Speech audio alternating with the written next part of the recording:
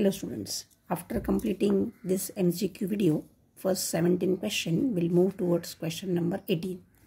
Question number 18 says, at the beam west, the wave fronts are. So this is also a very important question from our second module where we understand the Gaussian beam, the beam west diagram and everything. So here at the beam west, the wave fronts are basically plane. Okay. So this is the diagram, I think you will definitely remember, which I drew for the cavity. Next question is the question number 19 is the TEM01 beam. Okay, TEM01 beam has dash minima or minimum, okay, dividing the beam into dash bright spots. So over here the answer is the TEM01 beam has a single minimum dividing the beam into two bright spots. So single and two is the correct option. So answer is D. Okay. So as far as this is concerned, I can show you this diagram. This also I had shown you earlier. These are the two bright spots which is seen. Okay. And a single minima is observed over here, right? This part. Next question is question number 20. Question number 20 says, in TEMMN, we say use the word 01 or 00 or 02 and so on. So this MN, integer M and N represent what? This is very, very important. This also we had defined it when we had seen it. So the first option is number of intensity minima in two orthogonal directions of the laser beam. This is the perfect answer. The other options are the number of nodal lines in two orthogonal directions of the laser beam. Third option is number of patches in two orthogonal directions of the laser beam. And option 4 is number of patches with different phase direction. So all are wrong and answer A is correct.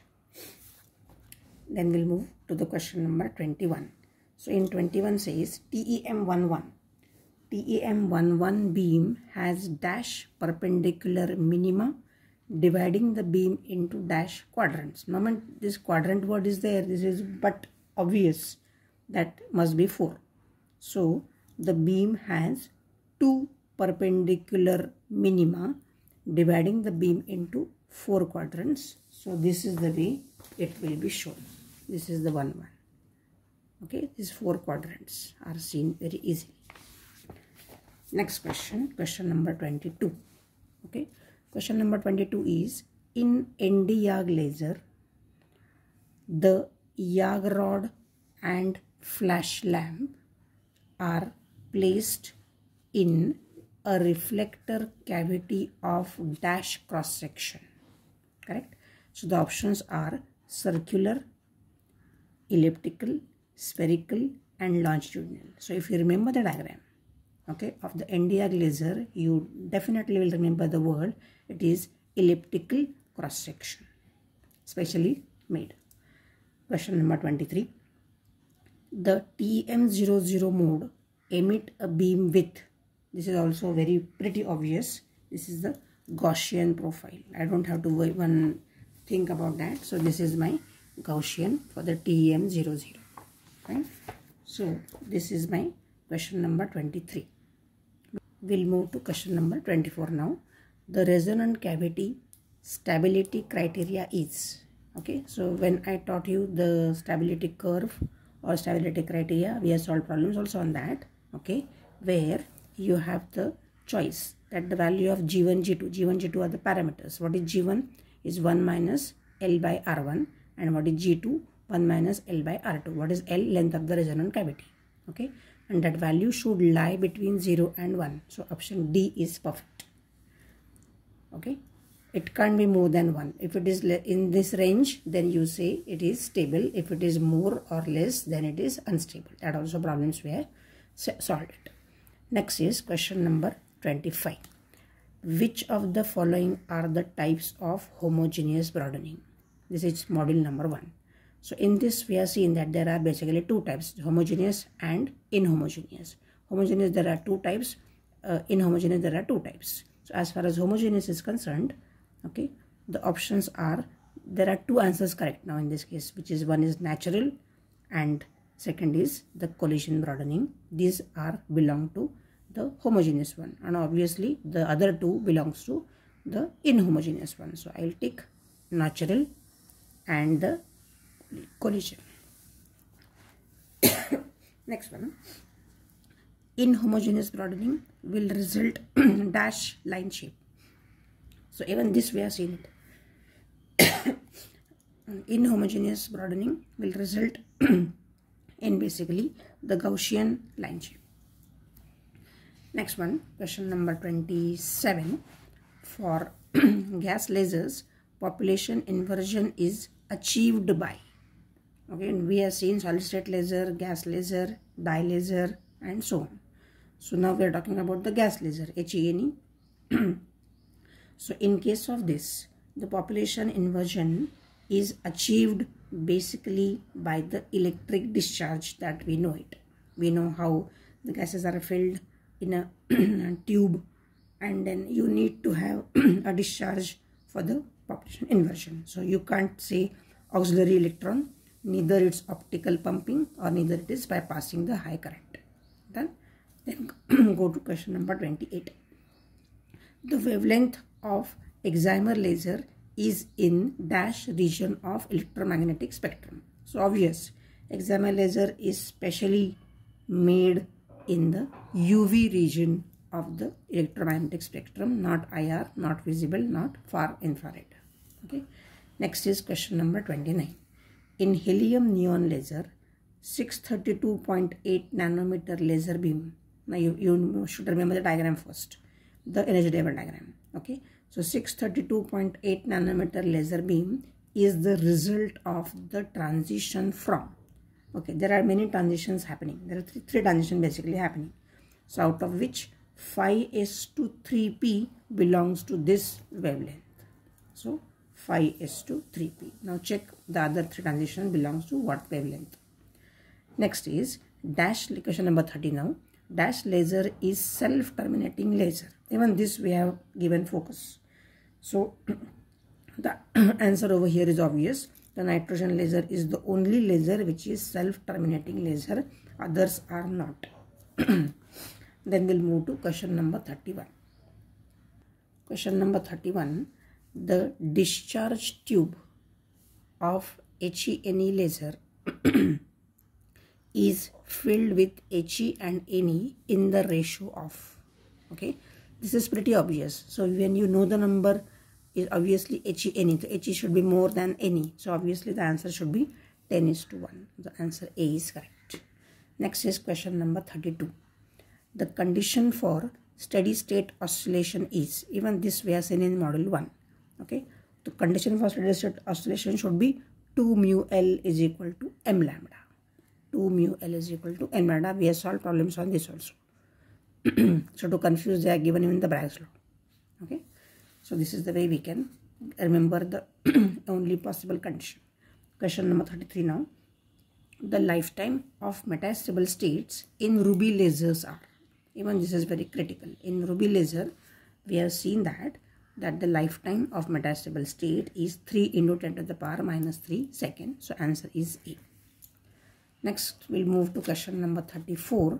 Question number 34 says, for industrial use, dash and dash lasers are widely used. Okay, so as far as industrial applications are concerned, okay, we have seen that there is drilling, cutting, welding, and so on. So all this work, basically CO2 and Nd:YAG lasers are preferred. Others also do have some use, but this is extensive use. As far as cutting, welding, you can't forget CO2 laser. So CO2 laser is a must. Okay. Next is 35. All these questions belong to the last module. Question number 35 now. In angioplasty, these days it is very, very common. Whenever you have some heart related issues or even heart attack, the doctor needs to know what is the problem by which this happened. So they have to do this job very quickly. So they'll put a probe which will detect first, that is angiography, and if the block is severe, like around 80, 90 or 100%, they have to immediately do the angioplasty, in which they remove that 100% block and then put the stent. Okay, so that is very, very critical. So in angioplasty, stent is basically these days is very common with the environment in which we are having living life. Okay, so in angioplasty, dash laser delivers energy to the blockage through a fiber optic catheter and a disposable balloon. Okay, so disposable balloon, that will be a stent one. Okay, so as far as this answer is concerned, so here they have to use the argon laser basically to do this job of removing the block and putting the stent. Next is question number 36. Dash lasers are used in laser lithotripsy. Okay, now as far as this word is concerned, what do they do?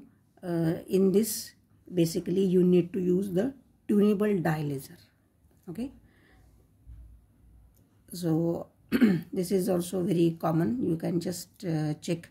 Now this is basically, I'll say that whenever you have kidney stones, okay, first doctor will give medicine, or if the problem is still not clear, then this procedure makes that kidney stone into small fragments. Okay, and then they can easily pass through the urine or get dissolved as such, so as well as passing through the urine itself. So this is the way they have to use tunable dye laser to do this job.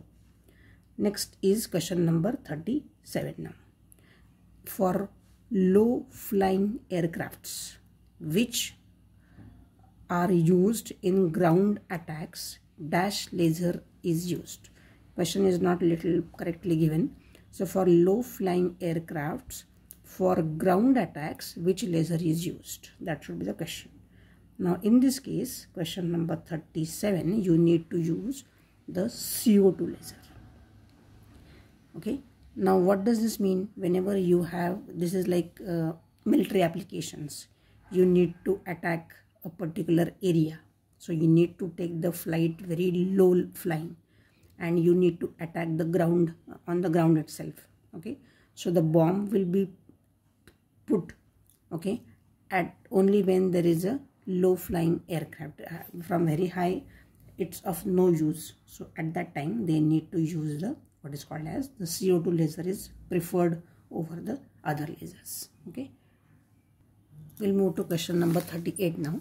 Question number 38 is the most advanced method for measuring larger distances is the use of amplitude modulated CW laser beam from dash or GAAS laser.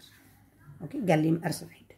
So here you need to use HENE or the GAAS laser. So in this case, the option is for this advanced method, larger distances to measure, you need to use HENE laser. Next one, question number 39. For skin cancers, dash and dash lasers are used. Now basically you need to use laser for skin, so it should not be very deep. It should be just superficial. Okay, so when it is very close to skin, you do not want to go in deep in the epidermis and all. What you need to use? You need to use the CO2 and argon. These are the basically used laser when it is superficial. Okay, next is question number 40. To treat internal organs such as uterus, esophagus, colon, so all these cancer treatments, okay, dash laser is commonly used. So now internal organ, so definitely we are going inside to treat uterus or colon cancer and or esophagus. You need to have a powerful laser. So at that time, Nd:YAG laser is basically used. Okay, we'll move to the question number 41.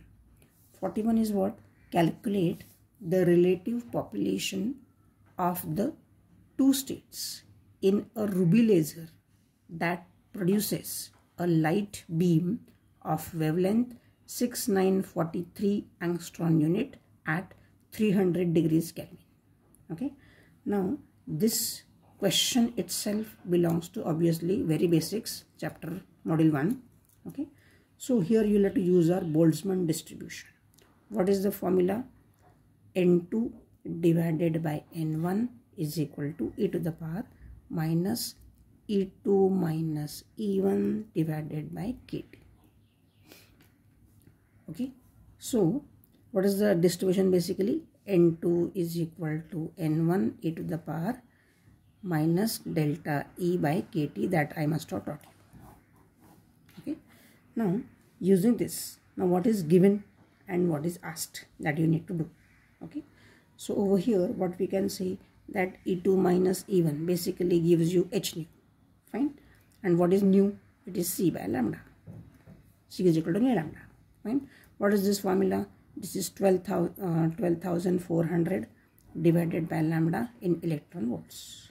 Okay, so you know lambda is given to you, so find out the value. So therefore we can say E2 minus E1 is 12,400 divided by 6943. Okay, gives you 1.79 electron volt. Check it out. Okay, now after this, what I need to do? I need to use this formula. So I can say N2 upon N1 is equal to e to the power minus E2 minus E1. I just found out the value. So 1.79 electron volt divided by KT. Okay, now K value I had to use in the form electron volt per Kelvin. So what is that value? 8.61 10 to the power minus 5 electron volt per Kelvin into T is how much? 300 degrees Kelvin I need to find out. So K gets cancelled, EV gets cancelled, and I'll have a number. So this is K. Okay, so if you simplify this, you get the answer e to the power minus 69.3. Fine, and that is exactly 8 into 10 to the power minus 31. Check this answer. Okay, and that's the reason the answer is 8 into 10 to the power minus 31. Fine, so this is the way we basically solve the simple question using the Boltzmann distribution and get the correct answer. Next question, question number 42. The ratio of population of two energy levels, out of which upper one corresponds to a metastable states, is 1.059 into 10 to the power minus 30.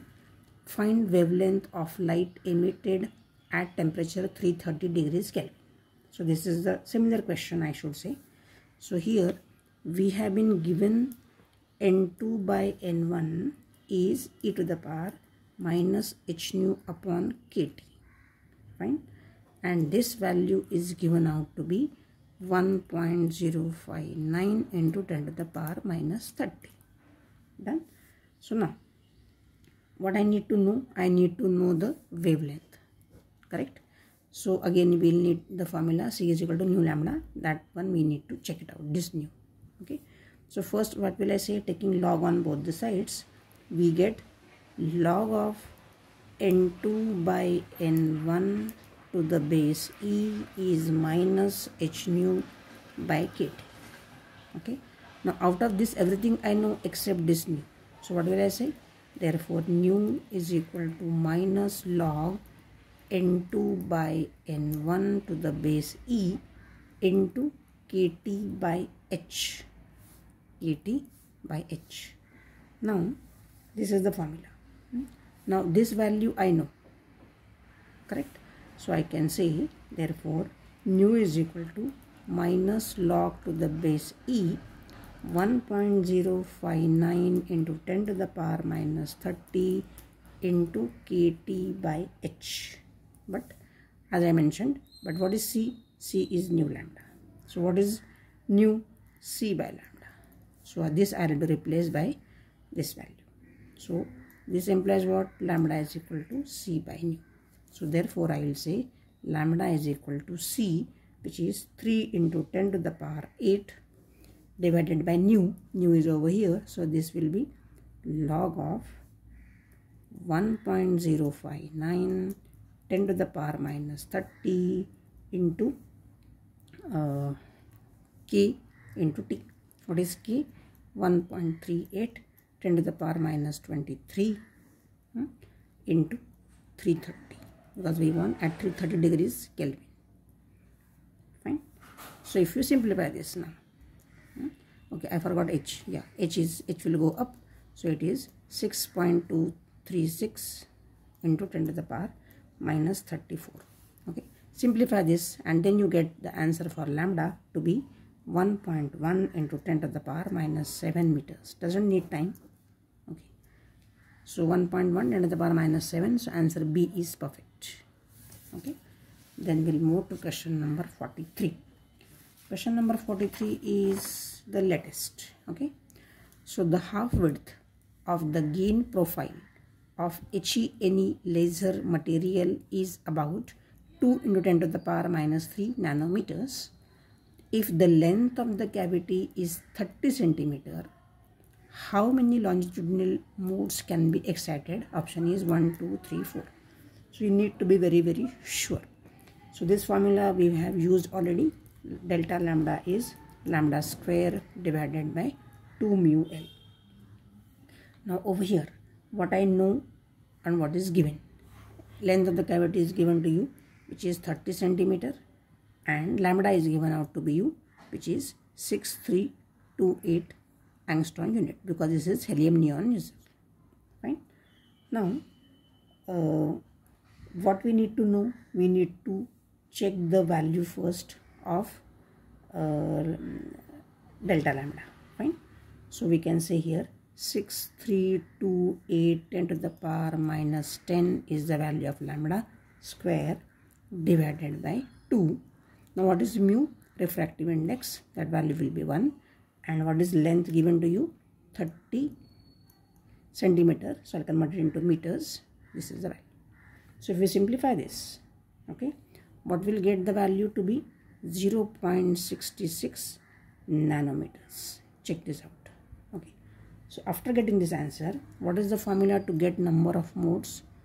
The formula to find out the number of modes is nothing but half width of the gain profile, half width of the gain profile divided by the delta lambda value, which I got just now. Correct? So what is the half width value given to you? It is 2 into 10 to the power minus 3 nanometers divided by 0.66 into 0.66 into 10 to the power minus 3 nanometers. Yeah, here I forgot to write 0.63 into 10 to the power minus 3 nanometers. Okay, so if this gets cancelled, you get exactly 3 or 3.01 number something. Okay, so this is the way we can correct the option C, because number of modes will be 3 exactly. Okay, moving towards the next question, question number 44. The helium neon laser employs a dash level pumping scheme. So obviously you remember, moment you say the name, you remember the energy level diagram. Okay, so this level is basically a 4-level pumping scheme. Next and the last question. In semiconductor lasers, okay, conduction band represents dash state and valence band plays the role of the dash state. The moment you say semiconductor laser, definitely there will be conduction band and a valence band. Fine. So therefore, conduction band will play the role of excited state and valence band will play the role of the ground state. So as simple as possible. So option B is correct. Excited and ground. It can't be ground and excited or ground and middle. Okay, so the answer has to be excited and ground. Okay, I think this is much more sufficient, I should say, for your exam. So I hope you will do well in this examination. Okay, so all the best. Thank you very much.